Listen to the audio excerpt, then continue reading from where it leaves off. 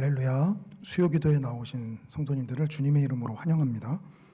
우리 찬송가 210장 시온성과 같은 교회 함께 찬송하시겠습니다.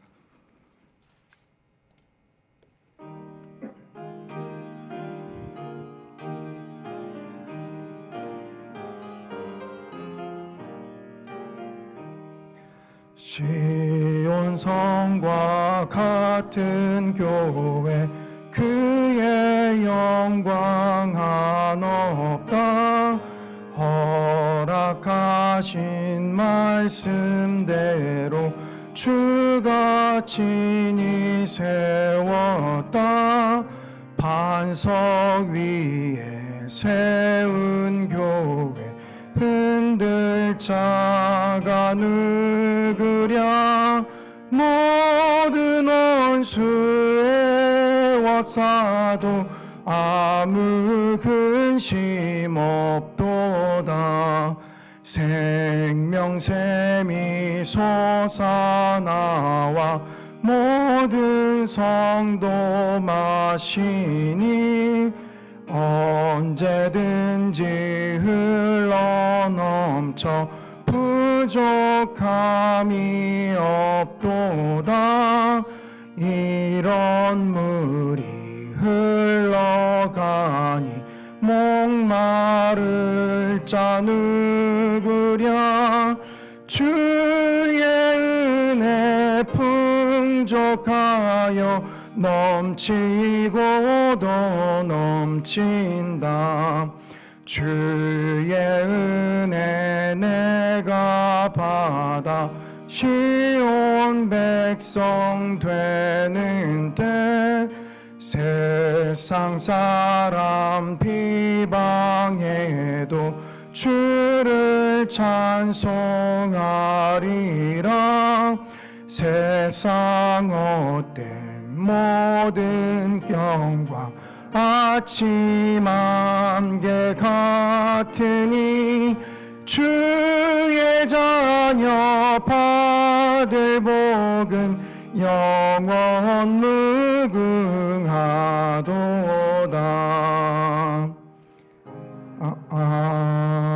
아멘. 아멘. 찬송가 301장 지금까지 지내온 곳 함께 찬송하시겠습니다.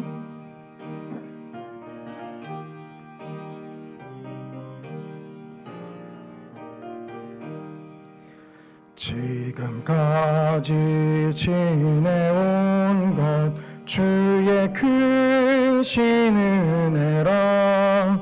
한이 없는 주의 사랑 어찌로 말하랴. 자나깨나 주의 손이 항상 살펴주시고 모든 일을 주 안에서 형통하게 하시네. 몸도 맘도 연약하나 새 힘받아 살았네.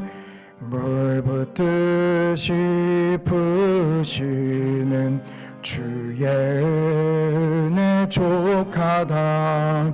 사랑 없는 거리에 나 험한 산길에 맬 때 주의 손을 굳게 잡고 찬송하며 가리라.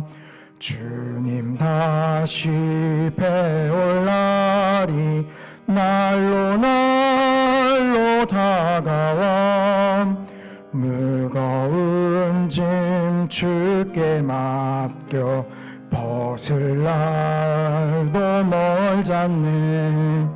나를 위해 예비하신 고향 집에 돌아가 아버지의 품 안에서 영원토록 살리라. 아멘. 이 시간 우리 예배를 위해서 함께 기도하며 나아가기를 원합니다. 먼저 우리를 이 자리 가운데 불러주신 주님 감사를 드립니다. 우리의 예배 가운데 주님 홀로 자정하여 주시옵소서. 오늘도 우리에게 말씀하여 주시옵소서. 성령 하나님께서 우리의 마음을 만져주셔서 주의 말씀이 나의 심령 깊숙이 어루만지시고 이 시간 주님으로부터 온전한 은혜가 우리 가운데 넘칠 수 있도록 역사하여 주시옵소서.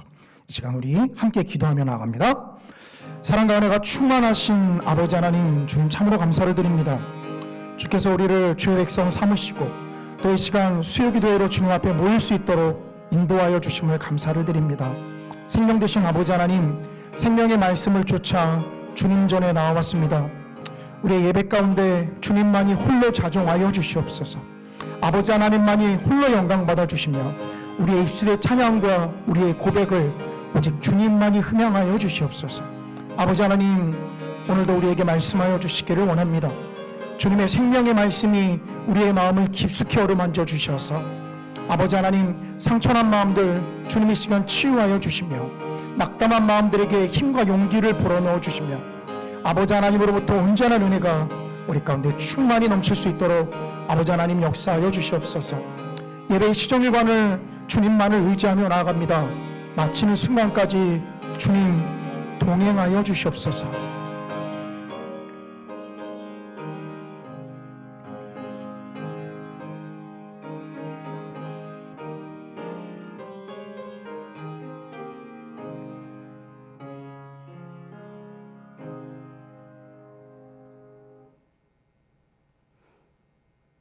사랑과 은혜가 풍성하신 하나님 아버지, 진심으로 하나님 앞에 영광을 드립니다.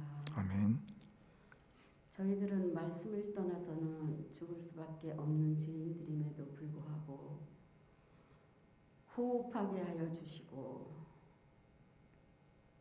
보게 하여 주시고 아름다운 꽃과 꽃이 지면 많은 열매를 맺는 과실을 보면서 하나님의 그 풍성하심과 사랑에 늘 하나님 앞에 감사를 드립니다. 아멘. 그러나 저희들 모습을 하나님 아버지 다 보고 계시지요. 교회에서는 교인인데 교회 문밖만 나가면 아버지, 내가 앞에 있는 것뿐만 아니라 내가 주인이 돼서 얼마나 하나님을 아프게 하는 삶을 살고 있는지 아버지 아시지요. 저희들 이 시간 하나님 앞에 나와 고개 숙여 싸우니 용서하여 주시고 하나님 백성으로서 날마다 말씀에 의지하여 살아갈 수 있도록 하나님 아버지 도와주시옵소서. 저희들이 교회 나올 때마다 부끄럽고 이렇게 아름다운 동산에 아름다운 교회를 아주 편하게 봉사할 수 있도록 세워주셨는데 저희들은 나의 아버지 이 일 때문에 나의 아버지 의무적으로 해야 할 일을 봉사할 일을 아버지 더디하고 있지는 않은지요. 뒤돌아보는 시간이 되게 하여 주시옵소서. 이제 코로나도 다 풀어 놓았는데 그래도 여기저기서 확진자가 나타나고 있으니 각자가 조심하고 교회가 앞으로 계획을 세우고 나가는 일에 저희들이 순종할 수 있도록 인도하여 주시옵소서. 아멘. 저희들이 교회에 맞지 않을 정도로 300 비전을 아버지 주셨습니다. 그러나 저희들은 그거를 위해서 기도하고 있사오니 저희들이 도구가 되게 하여 주시고 아버지, 저희들이 하나님이 기뻐하시는 자녀로서 그 일을 해낼 수 있도록 저희들이 못하면 후배들이 하면 되겠지요. 아버지 하나님 인도하여 주시옵기를 간절히 바라고 원합니다. 아멘. 주일학교를 보시옵소서. 너무나도 안타깝고 교육장들이 몸부림치며 눈물 뿌리며 기도하고 있음을 하나님 아버지 아시지요. 아버지, 너무나도 이 코로나로 인한 것으로 인하여서 주일학교 어린이들과 아버지 그들이 자라서 교회의 일꾼뿐만 아니라 나라와 세계를 아버지 짊어지어야 될 일꾼들인데 아버지 너무나도 자리가 많이 비어있다는 소리를 들을 때마다 너무 가슴이 아픕니다. 또한 그것뿐입니까? 이 자리도 하나님 아버지 너무 많이 비어있지 않습니까?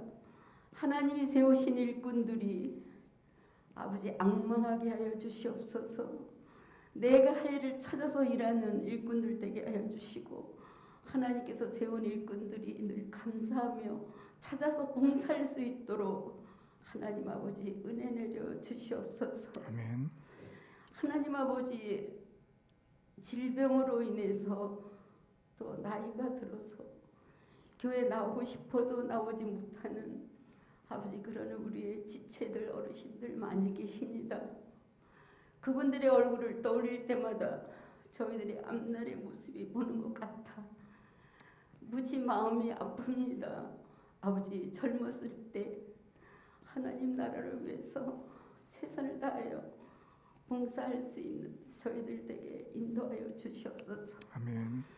우리 목사님 하나님께서 강건케 하여 주시고 성령의 두루마기를 입혀주셔서 그 말씀을 선포하실 때마다 저희들 마음에서 깊이 아버지 새기게 하여 주시고 삶의 아버지 말씀으로 인하여서 죄를 짓고자 하는 순간마다 말씀을 기억하면서 하나님 백성으로 살아가는 놀라운 능력의 말씀이 되게 하시고 사모님과 자녀들 아버지 외에도 가정들 외에도 함께해 주시옵소서. 우리 부부 목사님들 아버지 부교육자님들도 얼마나 마음이 통하겠습니까? 아버지 하나님 부서에서 말씀 준비해 전하실 때와 교회를 섬길 때 한 가지로 은혜 내려주시고 가정 외에도 한 가지로 하나님께서 은혜 내려 주시옵소서. 정말 먼 곳에 가서 이 힘든 시기에 아버지 말도 통하지 않는 곳에 가서 선교하고 계시는 우봉성, 유열님, 아동 형제, 희영 부부 외에도 늘 함께해 주시고 그 외에 우리 교회가 돕고 있는 그 아버지 선교사님 교회와 미제력 교회도 우리 하나님 함께해 주실 줄 믿사옵고 이 시간에 아버지 하나님 말씀 전하시는 우리 목사님 아버지 지켜주시고 목사님이 하고자 하는 일이 있습니다. 해야 할 일이 있습니다. 그 일 위에 우리 하나님 함께해 주셔서 아버지 기쁨으로 감사하는 일이 생길 수 있도록 인도해 주시고 그 지금 말씀을 전하시는데 그 말씀 따라 저희들이 이 험한 세상, 악한 세상 그리스도의 향기를 드러내는 그런 말씀으로 인도해 주실 줄 믿고 예수님의 이름으로 감사하며 기도드렸사옵나이다. 아멘.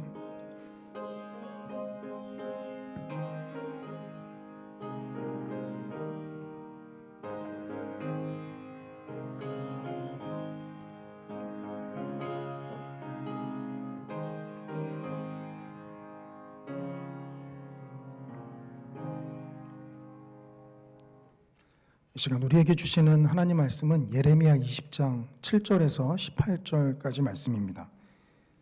제가 가진 성경으로는 구약 성경 1082쪽에 있습니다. 예레미야 20장 7절에서 18절까지 제가 봉독하겠습니다.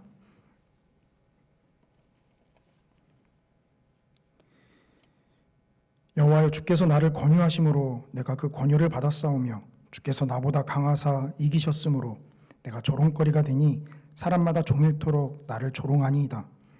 내가 말할 때마다 외치며 파멸과 멸망을 선포함으로 여호와의 말씀으로 말미암아 내가 종일토록 치욕과 모욕거리가 됨이니이다. 내가 다시는 여호와를 선포하지 아니하며 그의 이름으로 말하지 아니하리라 하면 나의 마음이 불붙는 것 같아서 골수에 사무치니 답답하여 견딜 수 없나이다. 나는 무리의 비방과 사방이 두려움을 들었나이다. 그들이 이르기를 고소하라 우리도 고소하리라 하오며 내 친한 벗도 다 내가 실족하기를 기다리며 그가 혹시 유혹을 받게 되면 우리가 그를 이기어 우리 원수를 갚자 하나이다. 그러나 여호와는 두려운 용사 같으시며 나와 함께 하심으로 나를 박해하는 자들이 넘어지고 이기지 못할 것이오며 그들은 지혜롭게 행하지 못함으로 큰 치욕을 당하오리니 그 치욕은 길이 있지 못할 것이니이다.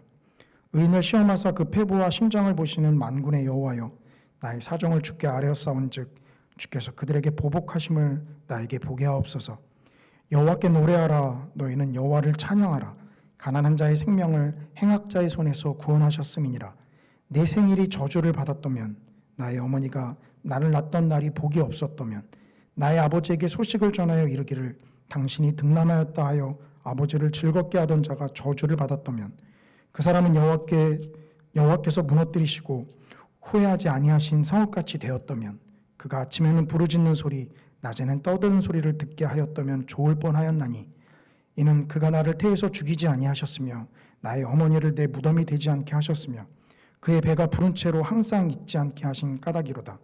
어찌하여 내가 태에서 나와서 고생과 슬픔을 보며 나의 날을 부끄러움으로 보내는고 하니라. 아멘.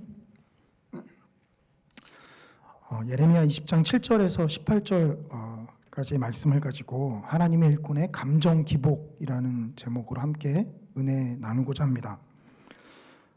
미리 아시는 분들은 아시겠지만 전재국 목사님께서 주일에 이 코로나19에 확진이 되셔서요, 제가 오늘 대신 설교를 하게 되었습니다. 급하게 연락받아서 설교 준비할 시간이 없었던 건 아니고요, 주일날 연락을 받았기 때문에 충분히 설교 준비를 할 시간은 있었습니다.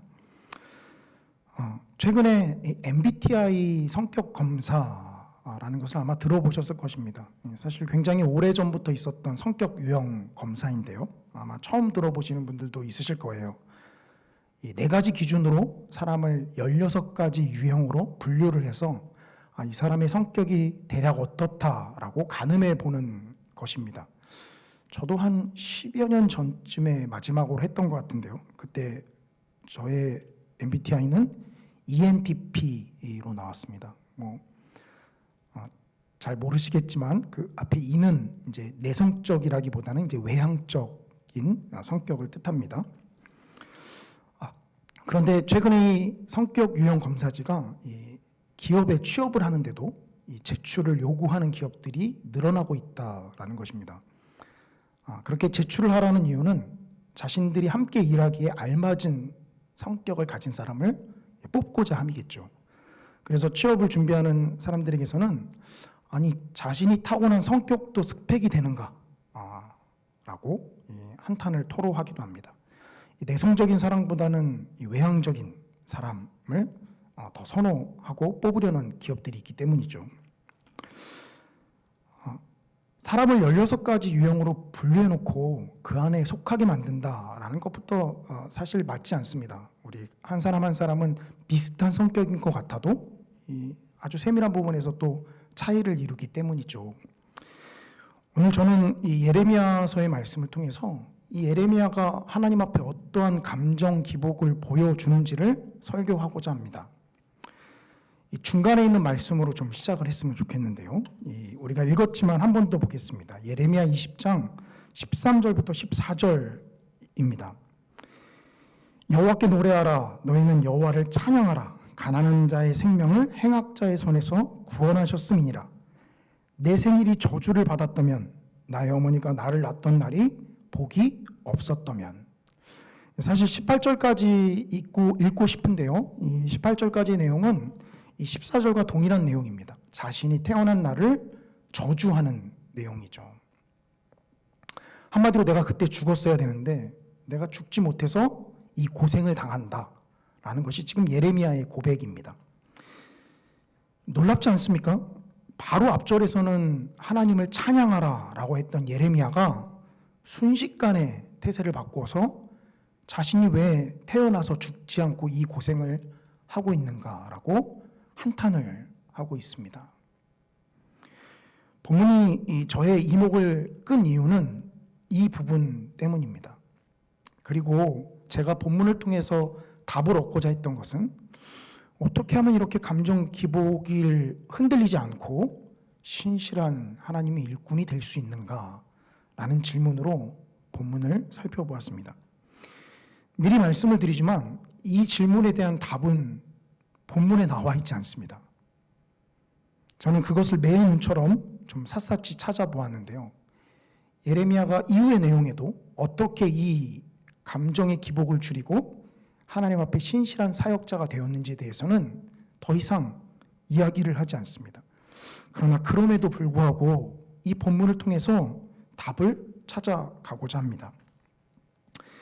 먼저 우리는 예레미야가 왜 이렇게 감정의 기복이 심하게 되었는가라는 것을 좀 살펴볼 필요가 있습니다. 이 두 가지 이유 때문인데요. 이 본문의 내용을 이해하기 위해서는 이 본문이 예레미야 18장부터 이야기를 계속 이어져 오고 있다라는 것을 우리가 주목할 필요가 있습니다. 이 7절의 내용을 보시면 예레미야가 그 하나님 앞에 감정이 나락으로 떨어지는 시작점인데요. 그가 이렇게 이야기합니다. 예레미야 20장 7절에 여호와여 주께서 나를 권유하심으로 내가 그 권유를 받아 싸우며 주께서 나보다 강하사 이기셨으므로 내가 조롱거리가 되니 사람마다 종일토록 나를 조롱하니이다.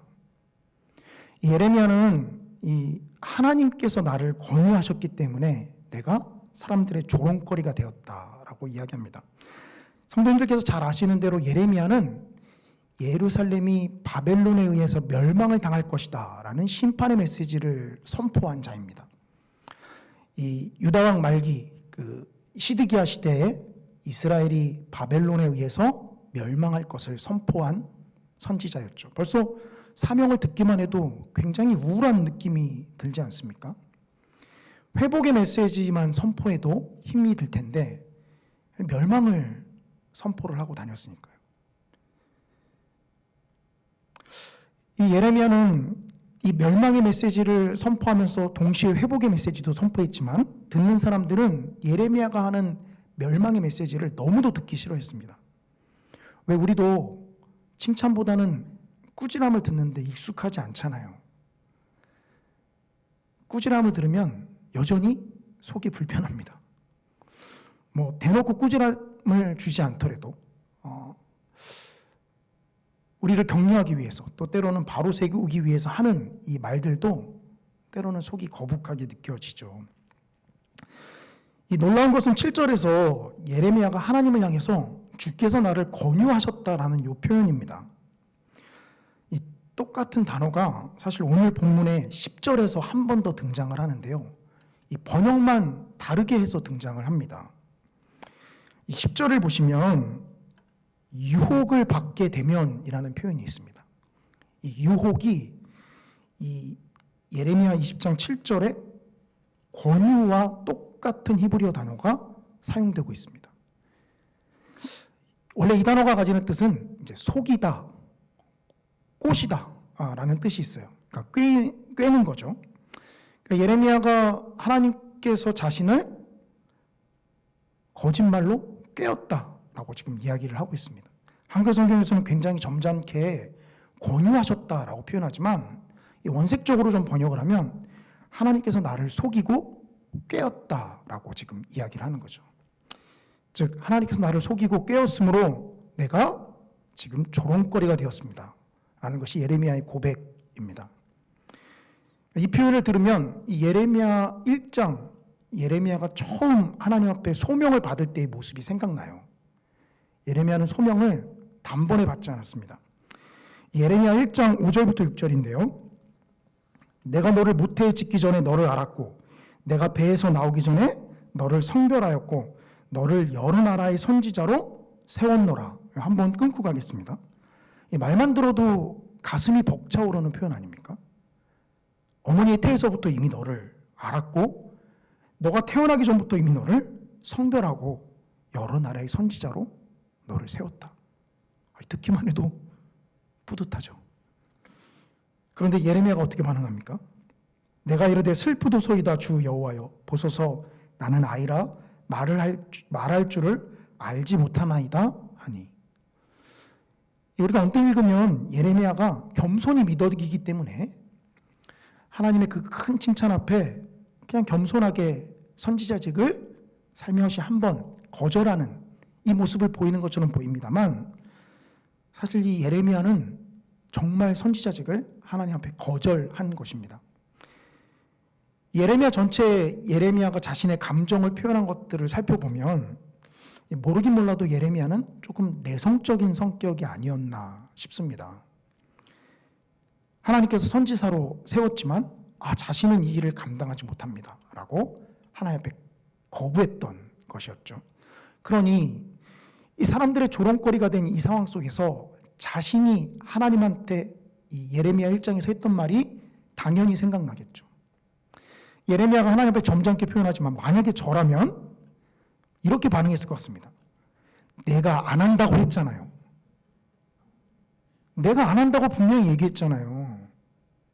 왜 시키셔놓고, 저였다면 이렇게 표현했을 것 같습니다. 사실 이 표현만 다르지 똑같은 얘기 아닙니까? 내가 안 한다고 했는데 하나님이 나를 거짓으로 꿰어서 달콤한 사탕으로 마치 좋은 일만 있을 것처럼 나를 꿰어서 지금 이 조롱거리가 되게 만드셨다. 이 예레미야를 나락으로 떨어뜨린 이유죠. 근데 조금 더 살펴보면 예레미야가 하나님이 깨었다라고 표현하고 있지만 사실 이렇게 감정이 폭발한 데는 차근차근 쌓여왔던 이유가 있습니다. 아까 제가 이 내용은 예레미야 18장부터 이어진다라고 말씀을 드렸는데요. 예레미야 18장과 19장의 내용을 아주 간략하게 좀 설명을 드리면 하나님께서 예레미야 18장에서는 한 토기장이를 보이셔서 토기장이가 그릇을 자신의 마음대로 만들 수 있다라는 것을 말씀하십니다. 그 말은 이스라엘 백성들에게 심판을 내릴 수 있는 주권이 하나님에게 있다라는 거죠. 이스라엘 백성들은 아니 우리가 하나님의 백성인데 어떻게 심판을 받겠어? 라는 생각이 그들에게 있었습니다. 그러자 하나님께서 토기장이가 그릇을 만드는 것을 보여주시면서 토기장이가 자기 마음대로 그릇을 만들 권한이 없겠느냐 하시면서 심판을 내릴 권한이 하나님께 있음을 보여주십니다. 그리고 19장을 가시면 이 토기장이가 만들었던 그릇 중에 하나를 예레미야가 들고 가게 하세요. 그리고 그걸 들고 가서 이스라엘 백성들 앞에서 그 그릇을 와장창 깨뜨립니다. 그러면서 말하기를 이 그릇처럼 이스라엘이 바벨론의 침략을 받아 멸망할 것이다. 그런데 이렇게 말한 예레미야의 말을 이스라엘 백성들이 듣지를 않습니다. 우리 저번 주까지 요나서를 이 매일 성경을 통해서 살펴봤잖아요.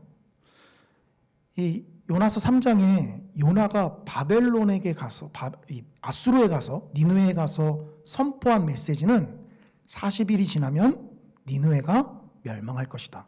요 한마디였습니다. 그런데 그 한마디 앞에 니느웨의 왕부터 짐승까지 다 죄를 뒤집어 쓰고 하나님 앞에 회개하는 모습을 보여주죠. 이 요나서는 잘 살펴보면 요나가 니느웨의 요나서 3장에 와서도 그다지 심판의 메시지를 선포하고 싶지 않았던 모습을 우리가 볼 수 있어요. 그러니 아주 건성건성 선포를 하죠. 마치 이 말을 듣고 아무도 회개하지 않았으면 좋겠다라는 생각을 품은 것처럼요. 그런데 예레미야는 분명히 자신의 나라와 민족이 하나님의 이 경고 앞에 돌아서기를 원하는 마음이 충만했습니다. 그래서 하나님께서 이 말을 듣지 않는 이스라엘 백성들에게 오늘날로 치면 어떤 교육을 시켜주신 거예요? 토기를 들어서 깨뜨리면 그들의 눈에도 와장창 깨지는 게 보이겠지만 그 와장창 깨지는 소리가 귓가를 쩌렁쩌렁 또 울렸겠죠. 오늘날로 치면 이 동영상을 동원해서 가르쳐 주신 거예요. 이 말로만 해서는 듣질 않으니까 시청각 자료를 활용해서 생생하게 그들에게 심판의 메시지를 전달한 거죠. 그런데 이스라엘 백성들의 반응은 뭐였습니까? 믿지 않았습니다. 여기서 우리 한 가지 짚고 넘어갈 게 있는데요. 물론 설교자도 이 설교하는 가운데 은혜를 끼쳐야 되는 책임이 있습니다. 그래서 항상 이 준비하는 가운데 막중한 책임감을 느끼죠. 그러나 모든 책임이 다 설교자에만 있느냐? 그러지 않아요. 분명히 듣는 사람들에게도 책임이 있습니다. 건성건성 선포했던 요나의 말을 듣고 죄를 뒤집어 쓴 사람들이 있던 반면에 온갖 시청각적인 자료를 다 동원해서 아주 전력을 다해서 하나님의 말씀을 선포했음에도 콧방귀도 끼지 않는 사람들이 있기 때문입니다. 예레미야는 이 자신의 말을 거절하는 백성들의 이 태도는 아마 실망이 되긴 했겠지만 그래도 이 감정을 이 나락으로 떨어뜨릴 만큼의 이 폭발력을 가지지는 못했을 것입니다. 그런데 결정적으로 예레미야를 낙담하게 만드는 사건이 발생하는데요. 그 얘기를 가만히 듣고 있던 이 바스훌이라는 제사장이 있었습니다. 오늘 본문 바로 앞에 예레미야 20장 1절과 2절인데요. 임멜의 아들 제사장 바스홀은 여호와의 성전의 총감독이라. 그가 예레미야의 이 일 예언함을 들은지라. 이에 바스홀이 선지자 예레미야를 때리고 여호와의 성전에 있는 베냐민 문 위층에 목에 씌우는 나무 고랑으로 채워 두었더니. 듣지 않는 것은 뭐 어느 정도 감정적인 타격이 있을 수는 있지만 예레미야를 나락으로 떨어뜨리지는 못했을 것입니다. 그런데 그 차곡차곡 쌓여왔던 것이 예레미야의 감정을 폭발시킨 사건은 바로 이 사건일 것입니다. 제사장 바스울이 예레미야의 뺨을 때리고 그를 나무고랑으로 채워서 하룻밤 두었다라는 거죠. 이 나무고랑은 왜 춘향전을 보시면 춘향이가 수청을 들지 않는다라는 이유로 목에 칼을 차고 있잖아요. 아마 그것과 비슷한 것이 아닐까 생각이 됩니다. 차고 밤새도록 있는 동안 예레미야가 어떤 생각이 들었을까요? 아까 우리가 예레미야 20장 7절을 살펴봤던 하나님을 향한 원망이 아마 들었을 것입니다. 내가 고작 목에 이거 찰라고 하나님의 선지자로 부름을 받았던가? 내가 거짓말을 하는 것도 아니고 하나님께서 말씀하신 것을 전했을 뿐인데 나에게 돌아오는 것이 고작 이 나무 고랑뿐인가? 아직도 얼얼한 자신의 뺨을 어루만지면서 그의 감정이 폭발할 대로 폭발하였을 것입니다. 나락으로 떨어질 만큼 떨어졌다라는 것이죠. 그러기에 예레미야가 이 예레미야 20장 7절부터 하나님을 향해서 자신의 탄식을 쏟아내고 있는 것입니다. 그러면서 그 탄식 가운데 예레미야는 이런 표현을 합니다. 9절인데요. 내가 다시는 여호와를 선포하지 아니하며 그의 이름으로 말하지 아니하리라 하면 나의 마음이 불붙는 것 같아서 골수에 사무치니 답답하여 견딜 수 없나이다. 예레미야는 자신이 이 서러운 일을 당하자 이 마음속으로 생각을 합니다. 하나님을 향한 원망도 있었겠지만 내가 다시는 이 심판의 메시지를 선포하지 않겠다. 내가 뭐 좋은 일이 있다고 이걸 선포하겠는가? 내가 다시는 이 말씀을 선포하지 않을 것이다. 라고 다짐을 합니다. 그런데 그 다짐을 하자마자 무슨 일이 발생했다라고 이야기합니까? 이 자신의 마음속에 그 말씀을 더 이상 이야기하지 않고 꾹꾹 눌러두는데 이것이 불처럼 자신의 마음속에서 뼈에 사무치고 자신의 마음속에서 들썩들썩거린다라는 거죠. 이게 뭘 보여주나요? 예레미야가 하나님의 말씀을 전하지도 그렇다고 전하지 않지도 못하는 이 중간에 딱 끼어가지고 이러지도 저러지도 못하는 모습을 보여줍니다.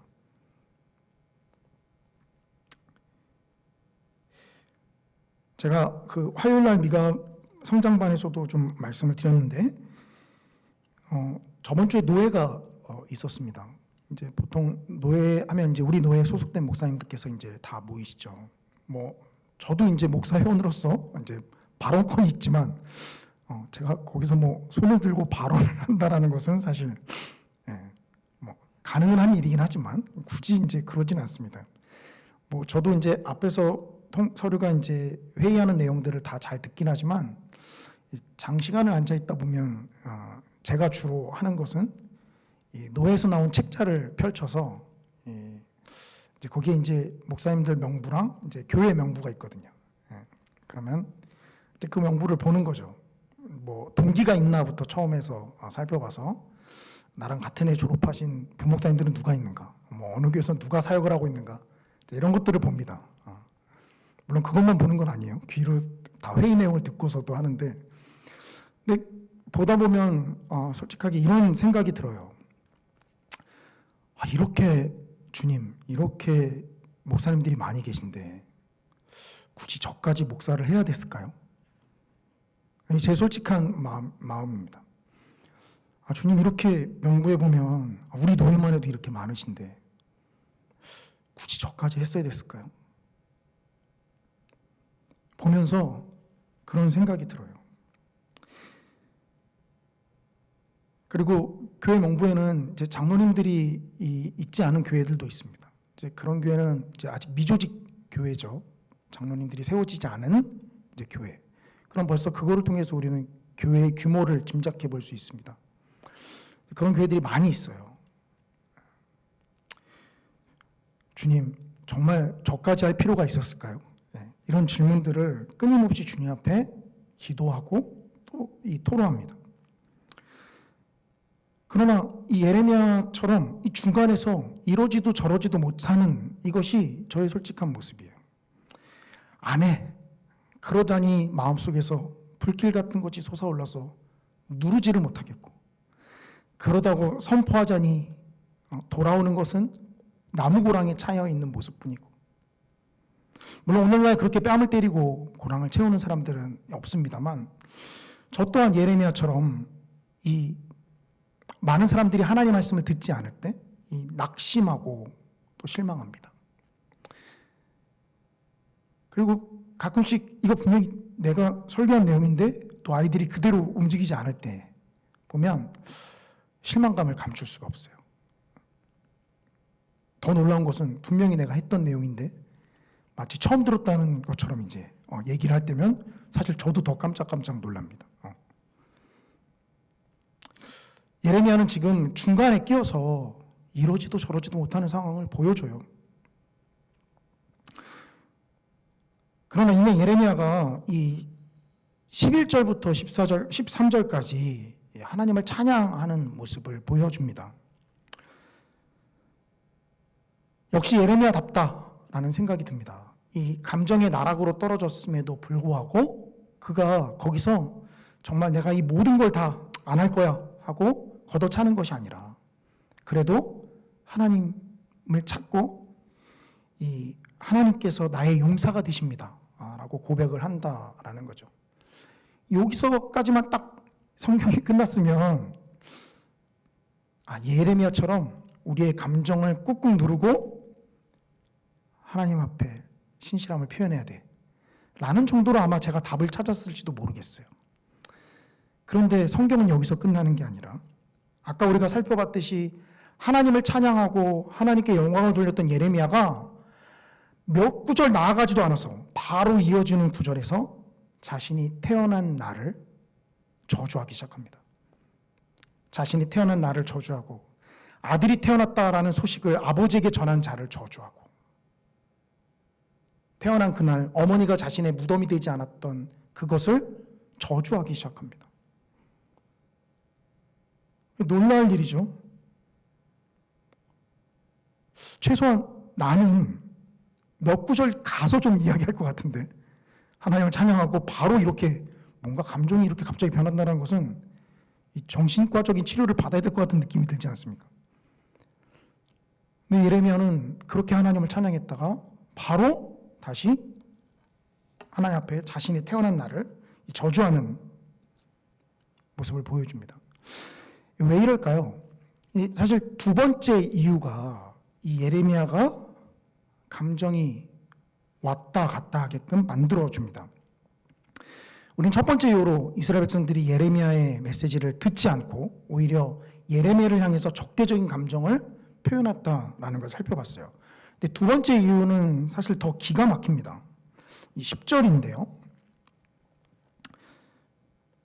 예레미야 20장 10절입니다. 나는 무리의 비방과 사방이 두려워함을 들었나이다. 그들이 이르기를 고소하라 우리도 고소하리라 하오며 내 친한 못도 다 내가 실족하기를 기다리며 그가 혹시 유혹을 받게 되면 우리가 그를 이겨 우리 원수를 갚자 하나이다. 이 예레미야는 이 11절부터 하나님을 찬양하기 이전에 이 10절에서 이 무리의 비방과 사방이 두려워함을 내가 들었나이다 라고 표현합니다.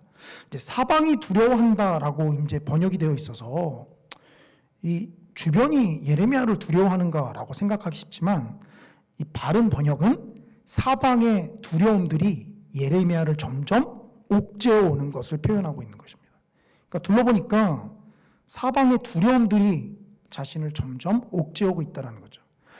제사장한테 뺨도 맞고 나무고랑도 차였는데 누가 또 자신에게 와서 이런 해코지를 할지 어떻게 알겠습니까? 사방의 두려움들이 몰려온다는 거죠. 그런데 이 사방의 두려움 이 표현은요, 이 아까 바수훌이 예레미야의 뺨을 때리고 나무고랑을 채웠다라고 말씀을 드렸잖아요. 그런데 우리 하나님이 하나님의 선지자를 이렇게 대우한 바수훌에게 뭐라고 말씀하십니까? 이 본문은 보진 않겠지만 이 예레미야 20장 3절에 보시면은요, 예레미야가 바수훌의 이름을 마골 밋사빕이라고 바꿔 부릅니다. 하나님께서 너를 앞으로 마골 밋사빕이라고 부르신다고 하신다. 하나님께서 이름을 바꿔 부르실 때는요, 이제 그 사람의 운명이 뒤바뀌어지는 것을 이제 나타납니다. 이 마골 밋사빕은요, 이 아까 우리가 살펴봤던 이 10절에 사방의 두려움이에요. 이 똑같은 표현이 이 20장 3절에서는 히브리어를 그대로 발음으로 옮겨서 표현하고 있고요. 10절에서는 그걸 사방의 두려움이라고 표현하고 있습니다. 그러니까 자신이 이 제사장 바수울에게 선포한 내용이에요. 사방의 두려움이 너를 칠 거야. 물론 결은 살짝 다릅니다. 이 바수울에게 선포할 때 그건 뭐죠? 이 사방의 두려움은 바벨론의 군대가 쳐들어와서 사방을 에워싸고 이스라엘이 멸망할 것을 바수울이 보게 된다라는 거죠. 그래서 사람들이 바수울의 그 모습을 보고 바수울을 보고 사람들이 두려움을 느끼게 될 거야 라는 것이 바로 이 바수울을 향한 하나님의 심판의 메시지입니다. 자신이 선포한 이 심판의 메시지, 그럼 그 가운데 이 선지자의 안전은 좀 하나님께 보장되어야 하는 것 아닌가요? 근데 결은 살짝 다르지만 사방의 두려움이 똑같이 예레미야를 엄습해 오기 시작합니다. 제사장 바수울에게 너는 이제부터 사방의 두려움이 너를 둘러쌀 거야 라고 하나님의 메시지를 전했는데, 가만히 자기 자신을 보니까 사방의 두려움들이 자기 자신을 둘러싸고 온다라는 거죠. 예레미야가 낙담한 두 번째 이유입니다. 이 하나님을 순간 찬양했다고 하더라도 다시 감정이 기복이 나락으로 떨어지면서 자신이 태어난 날을 저주하는 모습으로 마무리를 하죠. 제가 아까 이 감정이 기복으로 흐르지 않게 하기 위해서 답은 어디 있는가? 라고 좀 말씀을 드렸습니다. 이 답은 어디 있나요? 성도님들. 아까 말씀드렸다시피 13절로 끝났으면 우리가 답을 하나님을 찬양하고 하나님께 영광 돌려야 돼. 그게 맞아. 감정은 힘들지만 하나님께 찬양하고 영광 돌려야 돼. 라고 답을 찾을 수 있겠죠. 답은 어디 있을까요? 마무리를 자신이 태어난 날을 저주함으로 마무리하고 있습니다. 해결책은 일단 이것입니다. 이 하나님 앞에 일단 예레미야는 솔직함으로 나아갔다라는 거죠. 이 바수울과 비교해 보면 둘 다 똑같이 사방의 두려움이 엄습해 올 것이다 라고 했습니다. 그런데 그 사방의 두려움 앞에 물론 하나님께서 자신을 선지자로 부르신 것을 원망하면서 하나님 앞에 이야기했지만, 그러나 그럼에도 불구하고 예레미야는 하나님 앞에 자신의 불평과 불만을 토로하고 있다라는 겁니다. 오히려 꾹꾹 자신의 감정을 눌러서 이 지금 상처를 입고 이 마음이 생채기를 입었는데 그걸 숨기고 주님 괜찮습니다 라고 이야기하는 게 아니라 오히려 자신의 상처받고 생채기가 난 마음을 하나님 앞에 그대로 솔직하게 이야기를 하고 있다라는 거죠.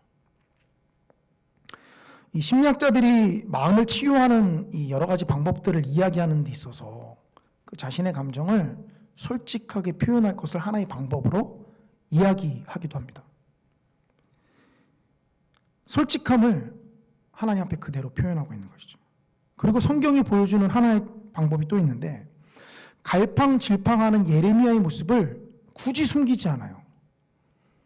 사실 성경은 여러 하나님께서 쓰신 인물들을 굳이 포장하려고 하지 않습니다. 오히려 그들이 가진 치부를 여실없이 드러내는데, 다윗이 밧세바를 범한 사건이 대표적인 사건이죠. 다윗이 성경에서 차지하는 위치가 있는데, 그러나 그 다윗의 치부를 굳이 가리지 않습니다. 성경이 우리에게 솔직하게 보여줘요. 이건 뭐죠? 오늘날도 하나님의 일꾼들이 이 예레미야처럼 감정의 기복, 갈팡질팡하는 모습들을 느낄 수 있다는 거죠. 우리가 이상한 게 아닙니다. 그리고 오히려 그런 감정을 인정하는 것이 믿음이 없는 게 아니에요. 오히려 그 감정을 애써 꾹꾹 누르면서 하나님 앞에 아무렇지도 않은 척 이야기하는 게 더 가식적일 수가 있습니다. 모든 걸 아시는 하나님 앞에 우리의 감정을 속이려는 시도잖아요.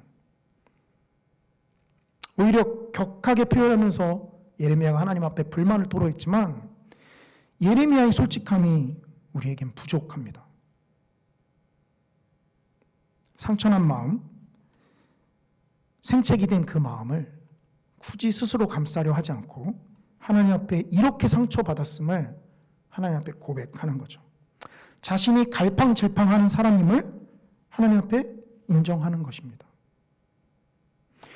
이후의 내용들은 답도 주지 않지만 그렇다고 예레미야가 선지자의 길을 포기했다라는 내용도 우리에게 알려주지 않아요. 그저 예레미야 21장부터는 예레미야가 계속 하나님의 사역을 감당하는 모습을 보여줍니다. 갈팡질팡하면서 감정의 기복도 겪으면서 상처도 받으면서 나아가는 게 하나님의 일꾼이죠. 그것이 우리의 모습입니다. 교회를 이끌어가는 지도자들에게 많은 성도님들이 바라보는 시선은 물론 이 본을 보여야 할 필요가 있습니다. 그런데 그 시선이 때로는 마블처럼 이 초인적인 능력을 강요하는 것은 아닌가 좀 돌아보게 됩니다. 물론 교회를 이끌어가고 이 리드하는 입장이 있기 때문에 흠없이 이끌어가야 되는 것은 분명합니다만, 그러나 똑같은 사람이죠. 똑같은 거절과 똑같은 반박에 상처를 받는 연약한 사람입니다. 예레미야와 같은 감정 기복이 심한 사람도 하나님께서 세워 사용하십니다. 완벽하기 때문에, 우리가 감정 조절을 잘하기 때문에 하나님께서 우리를 사용하시는 게 아니죠. 그 모습 그대로 하나님께서 우리를 붙들어 사용하십니다. 본문에서 찾을 수 있는 답은 이 정도인데요. 제가 본문을 좀 넘어서 좀 광범위하게 좀 더 살펴봤습니다. 예레미야 1장 19절에 이렇게 하나님께서 예레미야에게 그를 부르시면서 말씀한 게 있어요. 예레미야 1장 19절에 그들이 너를 치나 너를 이기지 못하리니 이는 내가 너와 함께하여 너를 구원할 것임이니라. 여호와의 말이니라. 예레미야가 하나님 앞에 감정이 서운했던 것은 어찌 보면 이런 두려움과 이런 일들이 자신에게는 일어나지 않을 것을 기대했는지 모르겠어요. 하나님이 부르셨으니까 이런 부분들은 하나님께서 보증해 주시겠지 라고 생각했는지 모르겠어요. 그런데 분명히 예레미야 1장 19절에 치는 사람 자체가 아예 없는 게 아닙니다. 그들이 너를 치나 너를 이기지 못할 것이다. 왜 그렇습니까? 내가 너와 함께해서 너를 구원할 것이기 때문이다라는 거죠. 하나님께서 우리를 부르신 그 사명의 길을 바르게 인식했으면 좋겠습니다. 치는 사람 자체가 없어지는 게 아니에요. 그 고난 자체가 사라지는 게 아닙니다. 똑같이 고난과 압제를 당하죠. 낙담을 당합니다. 때로는 믿음의 동료들에게도 마음의 상처를 입습니다. 그러나 하나님께서 우리와 함께해서 너를 구원할 것이다 라고 우리를 부르신 것이죠. 이와 비슷한 명령을 또한 우리 주님이신 예수님에게도 우리가 찾아볼 수 있습니다. 누가복음 10장 3절인데요. 이 제자들을 보내시면서 예수님께서 이렇게 말씀하십니다. 갈지어다 내가 너희를 보냄이 어린 양을 이리 가운데로 보냄과 같도다. 하나님께서 우리를 보내시는 곳은 어린 양을 이리 가운데 보내는 것과 같다라고 이야기를 합니다. 예레미야에게 주셨던 말씀과 비슷한 말씀이죠. 그러나 그 가운데 우리가 그냥 찢기게 두시는 것이 아니라 그들이 우리를 치지만 이기지 못하고 하나님께서 우리와 함께해서 구원할 것임을 분명히 말씀하십니다. 우리는 하나님께서 부르셔서 하나님의 일들을 감당하는 하나님의 일꾼들입니다. 꼭 저와 같이 목사 혹은 장로로 직분을 받아서 하나님을 섬기는 사람뿐만이 아니라 하나님의 구원을 경험한 사람이면 하나님의 복음을 증거해야 할 하나님의 일꾼이죠. 그런데 그 일꾼이 나아가는 길에서 하나님께서 우리의 주변에 우리를 둘러싼 이 억압 가운데 우리와 함께 하셔서 우리를 구원하십니다. 그 가운데는 예레미야처럼 우리가 낙담하거나 감정의 기복이 상해서 감정의 기복을 경험하면서 낙심하는 경우들도 분명히 있습니다. 그러나 그것이 하나님께서 우리와 함께 하시지 않는 증거가 되지 않죠. 오히려 그런 상황 가운데 하나님 앞에 솔직한 우리의 연약함을 인정하며 우리가 갈팡질팡하는 이 모습들을 오히려 하나님 앞에 토로하며 나아가는 것이 우리에게 더 필요한 모습입니다. 하나님께서 복을 주시겠다라고 선택한 사람은 하나님께서 원하시는 방법으로 복을 받아야지 우리 스스로 복을 추구하다간 선악과의 열매를 따먹은 아담과 하와의 길을 다시 밟아가는 것입니다. 자신들이 복을 취하고자 스스로 열매를 따먹었던 자들이죠. 하나님의 방법으로 온전한 복을 누리시는 우리 성도님들 되시기를 주님의 이름으로 간절히 축원합니다. 우리 들은 말씀 가지고 좀 함께 기도하며 나아가기를 원합니다. 우리가 감정이 기복이 있는 연약한 사람임을 하나님 앞에 인정했으면 좋겠습니다. 물론 살아온 오랜 연륜의 기간이 있어서 우리는 많이 성숙해 있지만 그러나 하나님 앞에 우리는 여전히 어린아이임을 인정하였으면 좋겠습니다. 감정이 기복이 있고 또 받은 그 사역들을 감당함에 있어서 반대와 노라는 대답에 부딪힐 때 우리는 마음이 상함을 주께 솔직하게 인정했으면 좋겠습니다. 그리고 그 솔직함을 하나님 앞에 올려드리면서 우리의 억울한 마음이 있다면 다른 누구에게 토로하는 것이 아니라 그리고 스스로 해결책을 구하는 것이 아니라 하나님 앞에 그 억울함을 토로하며 나아가는 우리 성도님들이 되셨으면 좋겠습니다. 이 시간 우리 들은 말씀 기억하시면서 함께 하나님 앞에 기도하며 나아가기를 원합니다. 우리 주님의 이름 한번 크게 부르짖고 기도합니다. 주여, 사랑과 은혜가 충만하신 아버지 하나님, 우리의 연약한 감정들을 주님 앞에 이 시간 고백하기를 원합니다. 아버지, 이 연약한 자를 주님의 일꾼으로 세워주시며 감사를 드립니다. 이 연약한 마음들을 여전히 주님께서 붙잡아 사용하여 주심을 감사를 드립니다. 그러나 주님, 우리의 연약함을 주께서 아시오니 때로는 그 감정의 연약함으로 인하여 우리의 마음이 기복을 겪더라도 아버지 하나님께서 우리를 온전히 붙잡아 주시기를 원합니다. 우리 억울한 마음들을 또한 주님께만 토로하기를 원합니다. 스스로 억누르는 것이 아니라 하나님 앞에 고백하며 나아가기를 원합니다. 아버지 하나님, 스스로 해결책의 방법을 간구하기보다는 하나님 앞에 우리의 갈팡질팡하는 모습들을 주님 앞에 고백하며 아버지 하나님께서 구원의 손길을 베푸실 것을 바라고 소망하며 나가는 저희들 될 수 있도록 주님 인도하여 주시옵소서. 살아계신 아버지 하나님, 주님께서 우리를 붙잡아 주셔서 아버지 하나님의 사명의 길을 온전히 쫓아나가는 저희들 될 수 있도록 주님 인도하여 주시며 연약한 모습 이대로 주님께서 우리를 붙잡아 사용하여 주시옵소서. 살아계신 아버지 하나님, 주님 은혜와 사랑을 감사를 드립니다. 이 시간 우리의 연약한 마음들을 주님 보게 하심을 감사를 드립니다. 갈팡질팡하나 그러나 주님 그 가운데 주님께서 우리를 붙잡아 인도하신 그 손길들을 우리가 바라봅니다. 여전히 갈팡질팡하나 여전히 우리의 감정이 기복이 있지만 그러나 주님께서 우리를 든든히 붙잡아 인도하여 주심을 또한 고백합니다. 이리때들이 우리를 둘러쌀 때 그 상황을 주님이 아시며 우리 마음이 생채기를 입을 때 주께서 또한 그 모든 상황을 아심을 주께 고백합니다. 아버지 하나님, 우리의 연약한 모습을 주님께서 붙잡아 주님 사용하여 주시옵소서. 감사하며 모든 말씀 우리 주 예수님의 이름으로 기도합니다. 아멘. 이 시간 우리 찬송가 384장 함께 찬송하겠습니다.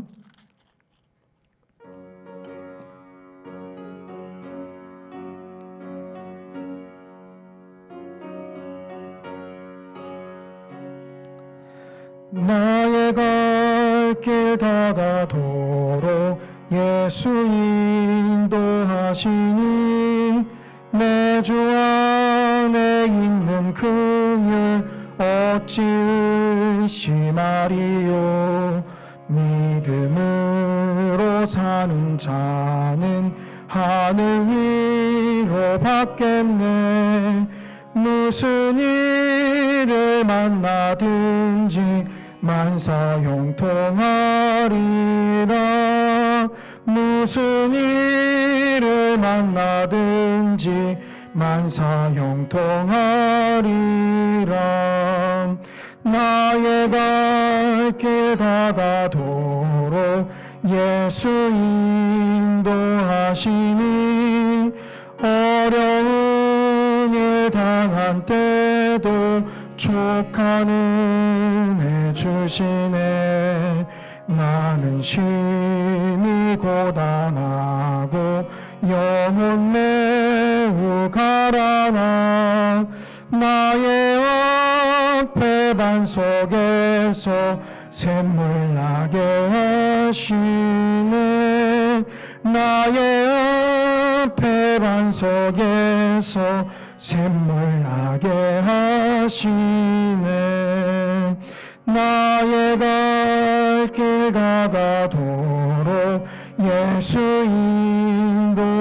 인도하시니 그의 사랑 어찌 큰지 말로 알 수 없도다.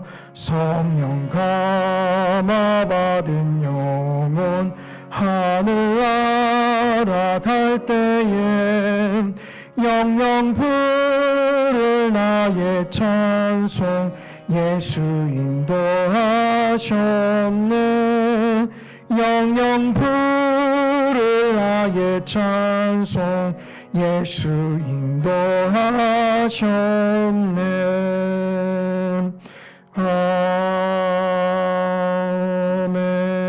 아멘. 이 교회 소식은 주보를 참조해 주시면 될 것 같고요. 우리 주님이 가르쳐 주신 기도로 예배를 마치도록 하겠습니다. 하늘에 계신 우리 아버지여, 이름이 거룩히 여김을 받으시오며 나라의 임하옵시며 뜻이 하늘에서 이룬 것 같이 땅에서도 이루어지이다. 오늘날 우리에게 일용할 양식을 주옵시고 우리가 우리에게 죄 지은 자를 사하여 준 것 같이 우리 죄를 사하여 주옵시고 우리를 시험에 들게 하지 마옵시고 다만 악에서 구하옵소서. 대개 나라와 권세와 영광이 아버지께 영원히 있사옵나이다. 아멘.